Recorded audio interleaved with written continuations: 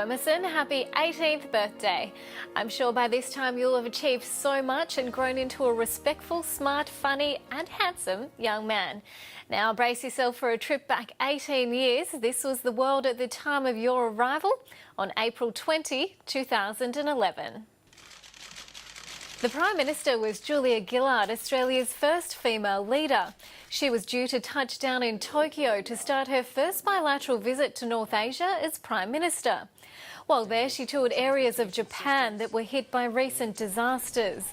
There was an earthquake and tsunami, which hit villages and cities, killing around 20,000 people. It looks like the tsunami has engulfed several cities. Those events then triggered a nuclear disaster. The government had to declare an atomic emergency and evacuated about 140,000 people living within 20 kilometres of the Fukushima plant. The US president at the time was Barack Obama. Almost 2 weeks after you were born, President Obama announced to the world that Osama bin Laden, the most wanted terrorist for a decade, had been killed. The death of bin Laden marks the most significant achievement to date in our nation's effort to defeat al-Qaeda. Bin Laden masterminded the September 11 attacks on the Twin Towers in the US, killing almost 3,000 people. The UK's Prime Minister was David Cameron, and the stories out of England were much lighter. With just over a week to go until the royal wedding of Prince William to Catherine Middleton, preparations were in full swing. Security was tight, but the atmosphere was joyous. People from all over the world came to catch a glimpse of the royal couple. Some even camped overnight. On April 29, William and Catherine were married in Westminster Abbey. The ceremony was broadcast live all over the world, along with that traditional kiss on the balcony of the palace. Now, if you've followed in your father's footsteps, you'll be interested to know that the 2011 NRL season was Darren Lockyer's final. Lockyer was arguably the greatest league player of our time.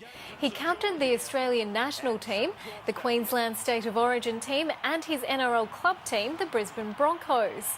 To this date, he's played more games and scored more points for the Broncos than any other player in the club's history.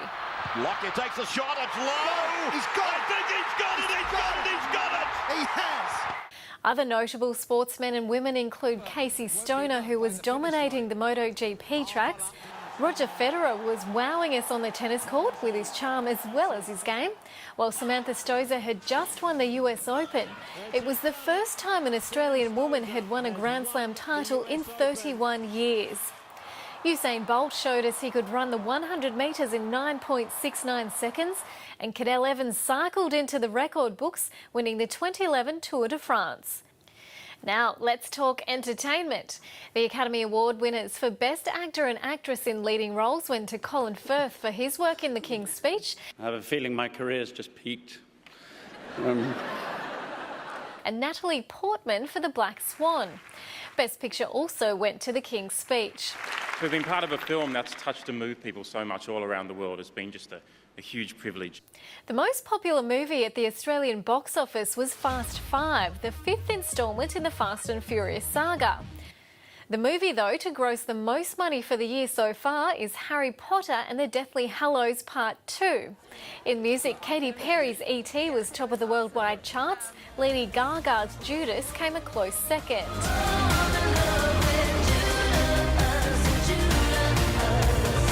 And last but certainly by no means least, you were born. Little Emerson Michael Bell. It was an anxious wait for your mum and dad, with you arriving a week late. You were an adorable and happy baby, and I'm sure those words still describe you well. Happy birthday, young man. Lots of love.